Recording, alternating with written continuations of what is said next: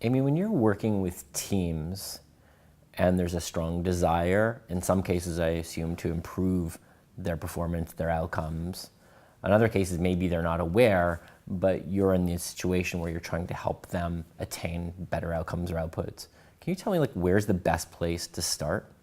The answer to that is often surprising to our clients and surprising to the practitioners who we train.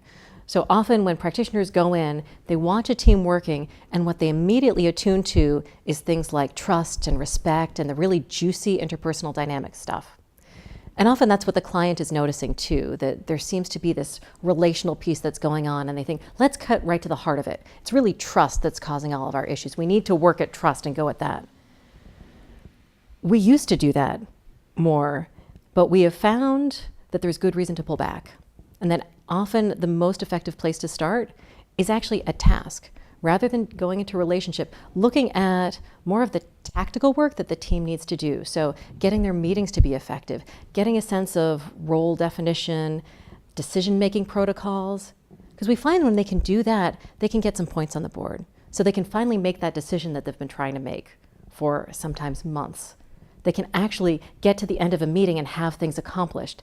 And that starts to improve morale, starts to improve trust. When you're working at getting things done and people are delivering more, that trust is going to go up. So it's a different relationship from what people think. We don't have to go at trust first to improve the outcomes. If you can improve the outcomes, you're going to get better trust. And then some of those issues go away, and there's still going to be often some that are left, but those are the ones that you work with.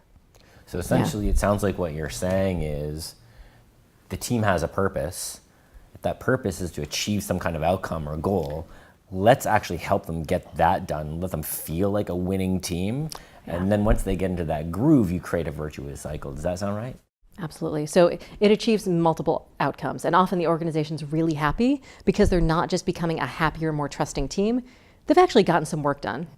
So can we think of a good example to help us really connect with this? So what's an outcome that you've been able to take a semi or dysfunctional team? It's obviously a tough place to start and get that team to actually perform in one fell swoop. Can we think of a good example to help us understand that point?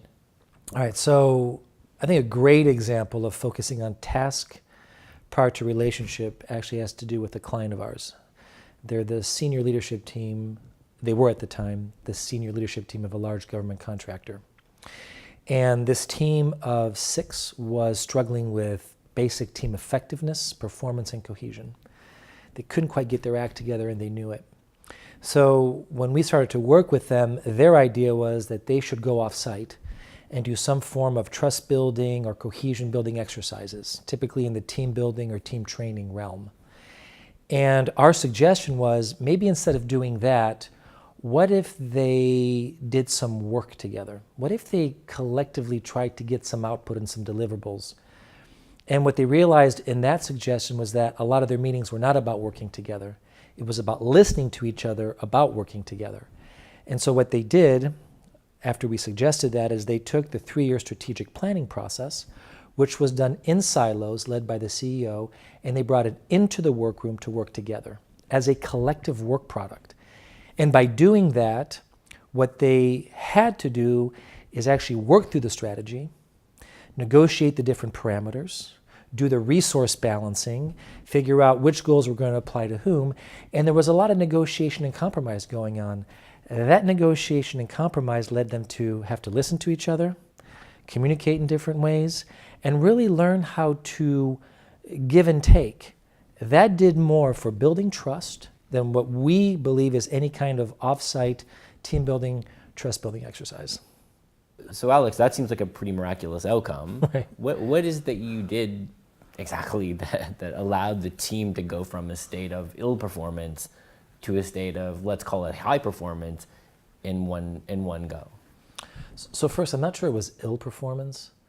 I think it's just they were doing okay, but they could do much better and they could do great.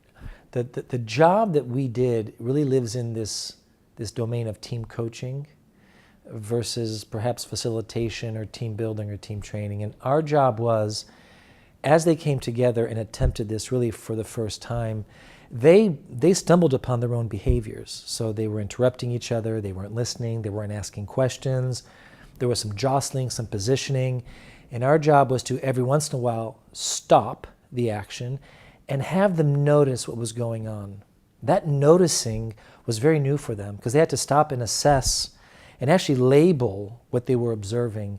Then we would say, what do you want to do about it?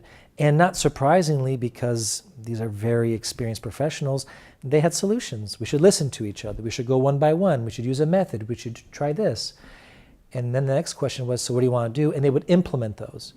And our job was to keep doing that, and every once in a while giving them some data and observations on behaviors we saw so they could use some of our data, so that over the course of these half days that they set out, they little by little, through self-observation, became very aware and then put in place the modifications they needed for themselves. So the key there is not to do it for them, but to have them notice as they're doing work what's going on. And it's a very powerful format to create sustainable change.